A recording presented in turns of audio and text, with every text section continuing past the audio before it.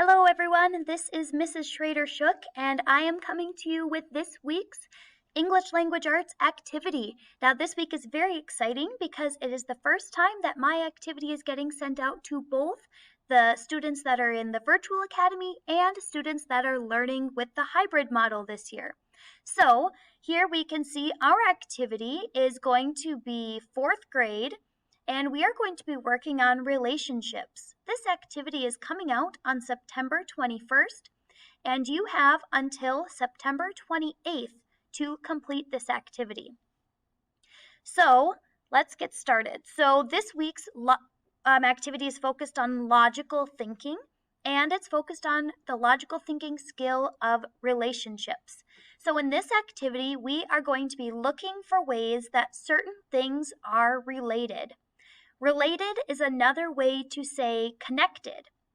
So when I say we're looking for ways certain things are related, what I mean is we're looking for ways certain things are connected.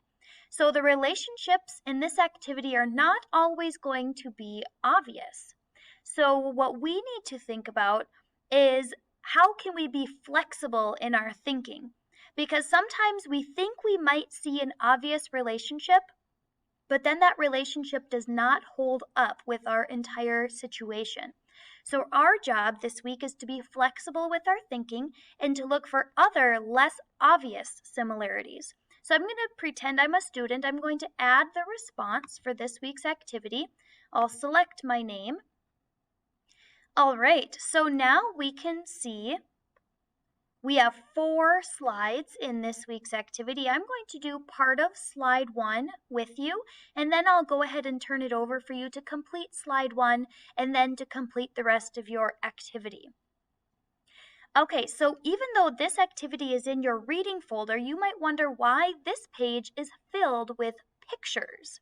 So this week we're looking at relationships between pictures, and then next week you're going to use the same kind of thinking that you used to notice relationships between these pictures to then notice relationships between words.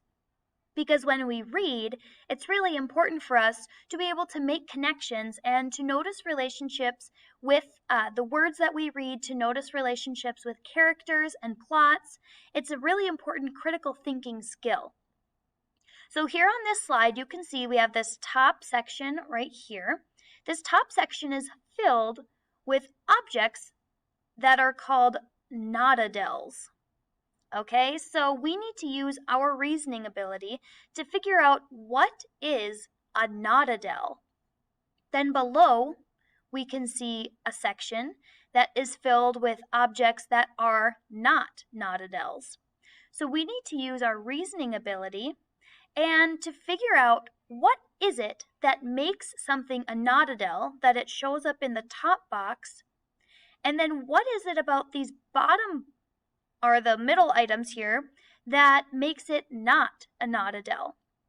So once we figure out what the relationship is for what is it that makes it a not-a-del, you are going to type that relationship over here in this blank space.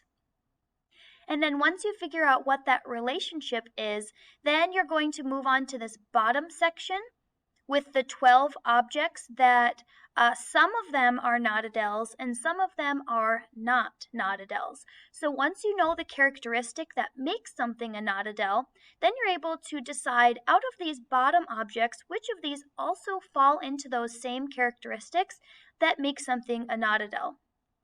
So let's get started. As I'm looking at these top 5 objects of things that are not-a-dels, I have to decide what is something that all 5 of those objects have in common. Do you see anything that all 5 of those objects have? Remember, it has to be all 5. It has to be something that's the same for all, not the same for some. For something to be a not-a-del, it has to have this certain thing. Do you notice what it is that all not-a-dels have?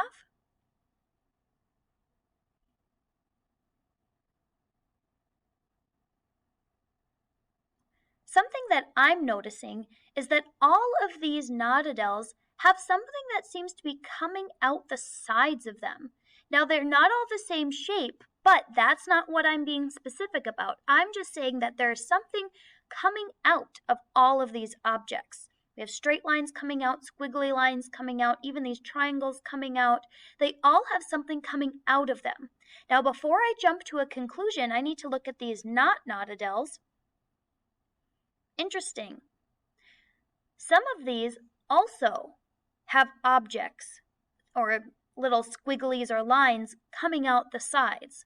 So there must be something specific that makes these a Naudadel, because if this one is not a Naudadel, I wonder why, if it has things coming out of it. Or this one.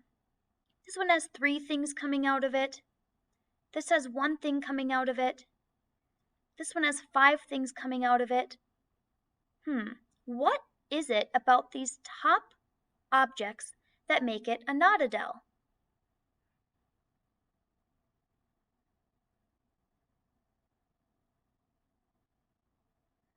I think I see it. Do you?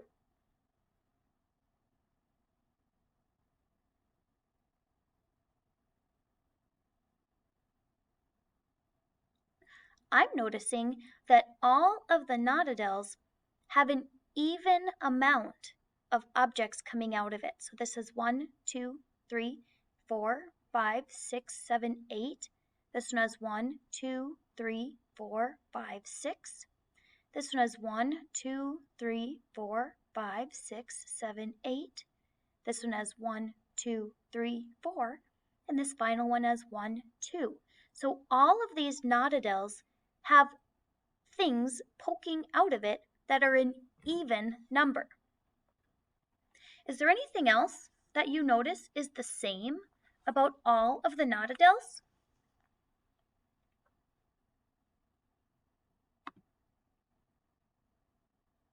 Something I'm noticing is that all of these top objects are also closed. So now I have my text box and I'm going to start typing what I'm noticing. All Naudadels are closed objects with an even amount of, what do we call these things? Of lines coming out of them. Now I might decide to change the word lines later on as I'm thinking, but I'm just going to call them lines for now. I'm going to adjust my text box. Okay, I have all Naudadels are closed objects with an even amount of lines coming out of them. Now I know that these are squiggles and not lines, but I'll think of a better term.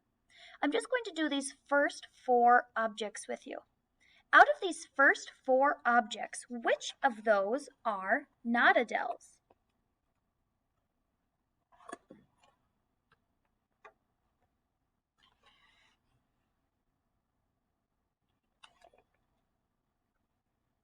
Is this first one a Naudadel? No, that is not closed and it doesn't have an even number of things coming out. How about number 2? Is this a Naudadel?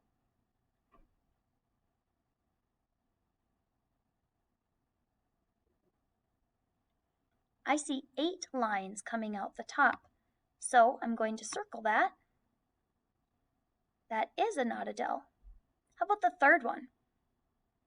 1, 2, 3, 4, 5, 6. That has 6 things coming out.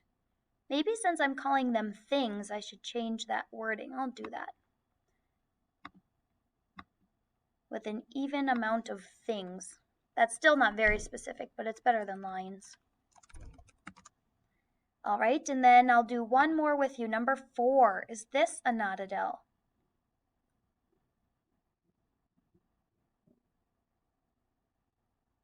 That one has 9 things coming out, so nope, that one is not a Naudadel.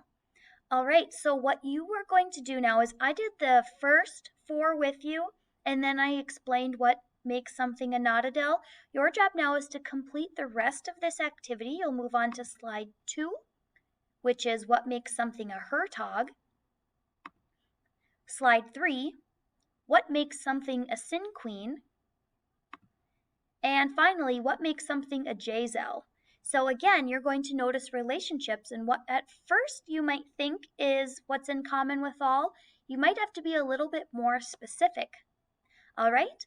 Good luck and have fun completing this activity on relationships. Again, this is Mrs. Schrader Shook, and I'll see you next week.